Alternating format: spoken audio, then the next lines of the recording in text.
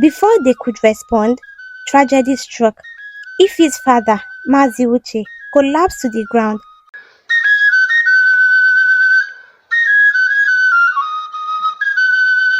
Once upon a time, in a small village called Umweze, which was nestled in the green hills of the eastern part of Nigeria, there lived a man named Mazi who lived with his wife and daughter, Ife.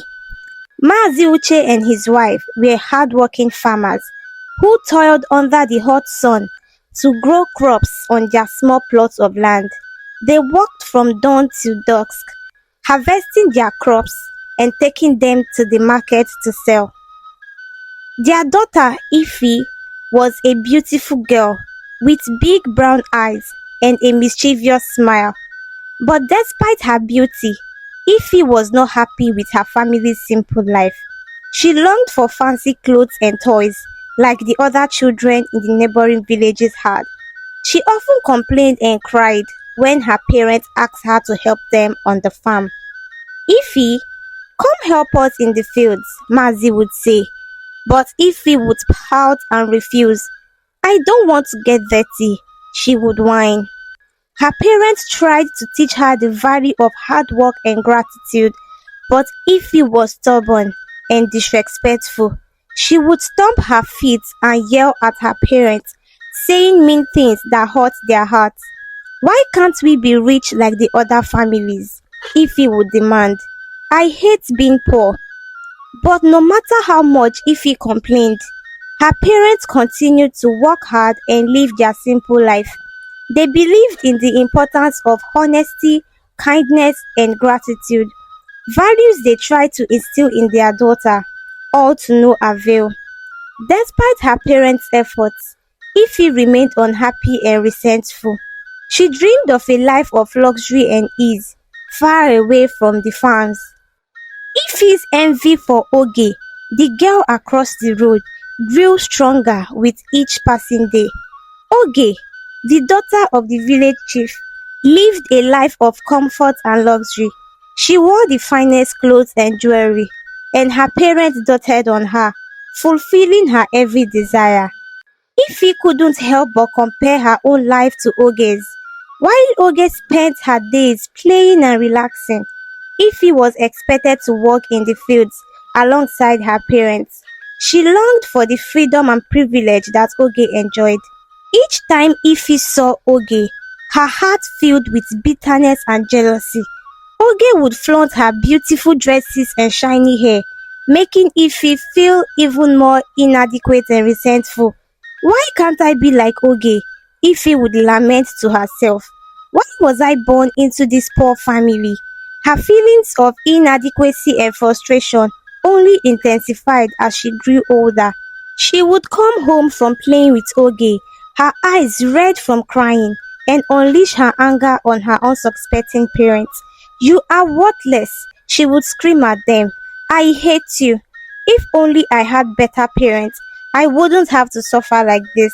Her parents would look at her with sadness in their eyes, hurt by her words, but unable to change their circumstances.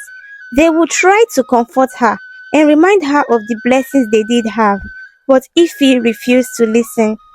As the days turned into weeks and the weeks into months, Ife's resentment towards her parents grew even stronger.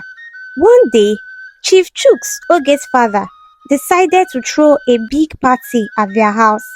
Everyone in the village was invited, including Ife and her parents. Ife was excited because she had been wanting to visit Oge's house for a long time. When the day of the party arrived, Ife and her parents put on their best clothes and went to Chief Chook's house. The atmosphere was lively, with music playing and delicious food to eat. Ife's parents sat with the other guests, chatting and catching up, laughing as well, while Ife had other plans in mind.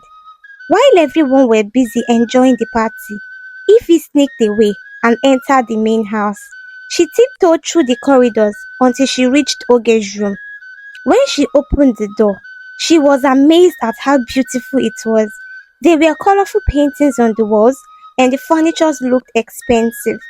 But what caught Ife's eyes the most were the racks of beautiful dresses and shelves filled with shiny jewelries. She couldn't resist the temptation and decided to take some for herself. Quietly, she grabbed a few dresses and pieces of jewelry and stuffed them into her bag. Feeling pleased with her haul, Ify hurried back home before anyone could notice her absence. After the lively party at Chief Chook's house, Oge returned to her room, eager to admire her beautiful dresses and jewelry. But as she looked through her wardrobe, her heart sank. Some of her favorite outfits were missing, and she couldn't find her most precious piece of jewelry anywhere. Tears welled up in Oge's eye as she realized that someone had stolen her belongings. She ran to her parents, sobbing uncontrollably, and told them what had happened. Chief Chooks and his wife were alarmed and immediately sprang into action. Could have done such a thing? Chief Chooks wondered aloud. His brow furrowed with worry. His wife hugged Oge tightly, trying to comfort her. Don't worry, my dear, she said soothingly. We will find out who took your things and make sure that they are returned to you.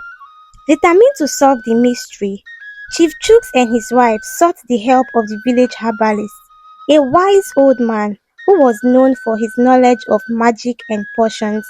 They explained the situation to him, and he listened carefully, stroking his long white beard in thought.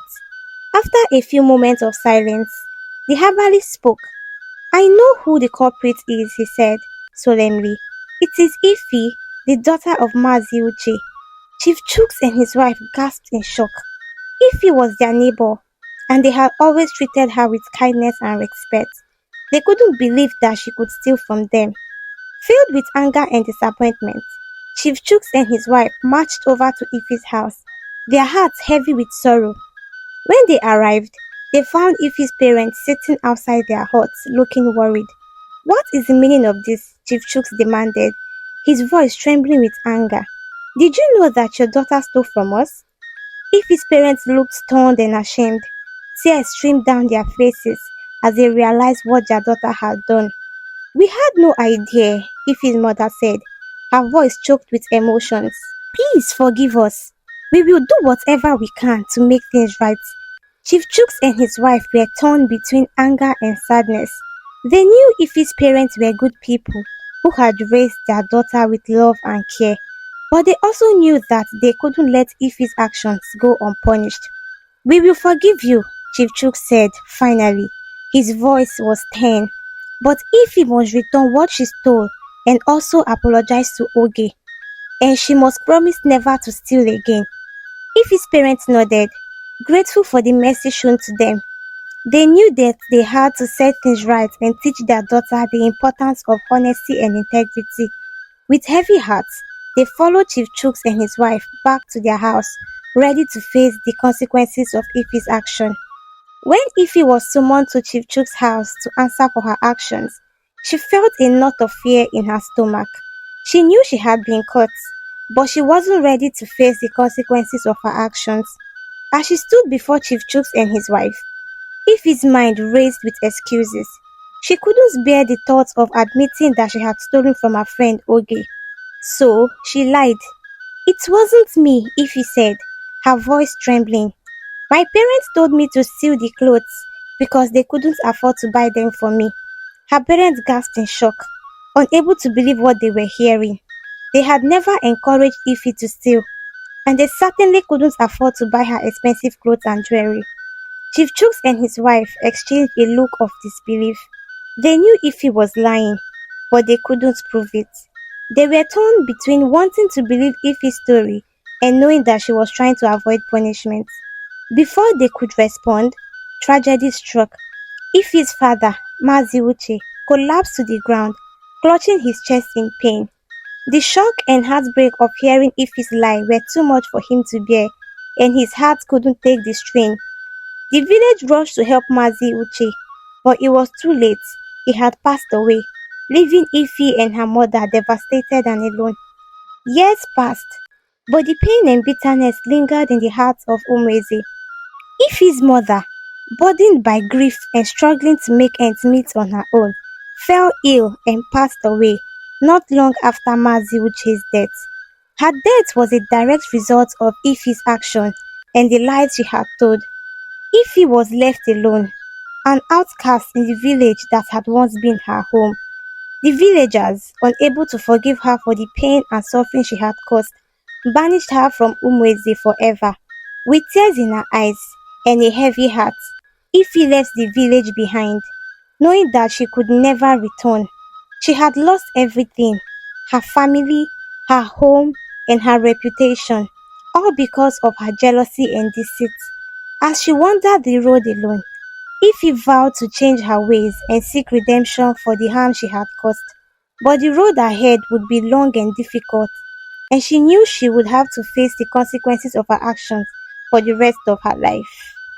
So, dear viewers and listeners, the moral of this story is as simple as ABC and as clear as crystal: contentment. We should always be contented with whatever we have and wherever we find ourselves. And we should also learn to appreciate the efforts of people around us, especially our parents. Thank you for watching. This is Tales by Joyful. Don't forget to like, comment, and subscribe. You can also turn on your post notification so you'll be notified whenever we post another story. See you next time. Bye.